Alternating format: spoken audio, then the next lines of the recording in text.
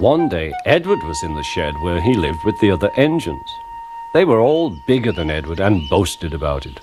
"The driver won't chew again," said Gordon. "He wants strong engines like us." But the driver and fireman felt sorry for Edward. "Would you like to come out today?" "Oh, yes, please," said Edward. So they lit his fire, made lots of steam, and Edward puffed away. The other engines were very cross at being left behind.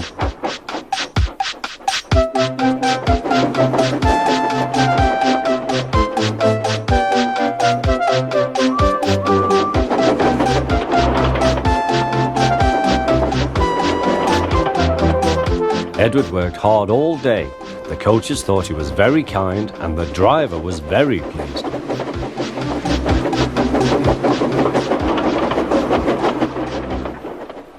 "I'm going out again tomorrow," Edward told the other engines that night.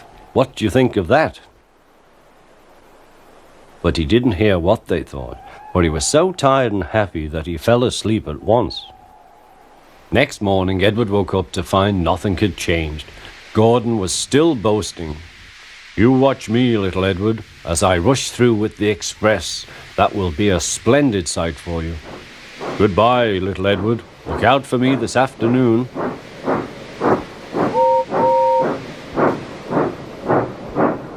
Edward went off to do some shunting. Edward liked shunting. It was fun playing with trucks. He would come up quietly and give them a push. Then he would stop and the silly trucks would go bump into each other. "Oh!" they cried. "Whatever is happening?"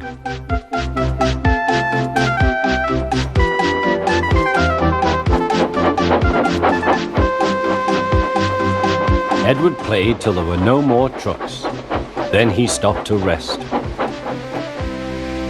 Presently he heard a whistle. Gordon was very cross. Instead of nice shining coaches, he was pulling a lot of very dirty trucks.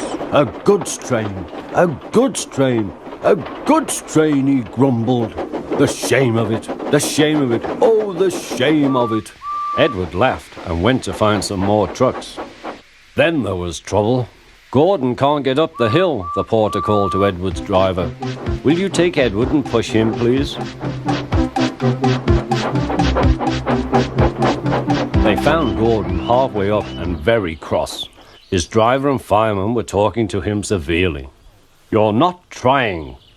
"I can't do it," said Gordon. "The noisy trucks hold an engine back so." Edward's driver came up. "We've come to push." "No use at all," said Gordon. "You wait and see," replied Edward's driver. They brought the train back to the bottom of the hill.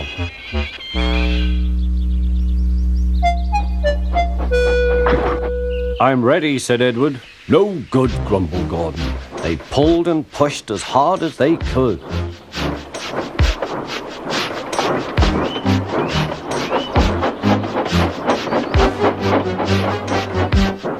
"I can't do it, I can't do it, I can't do it," puffed Gordon. "I will do it, I will do it, I will do it," puffed Edward. Edward pushed and puffed and puffed and pushed as hard as ever he could. And almost before he realized it, Gordon found himself at the top of the hill. "I've done it, I've done it, I've done it," he said proudly. He forgot all about Edward and didn't wait to say thank you. Edward was left out of breath and far behind.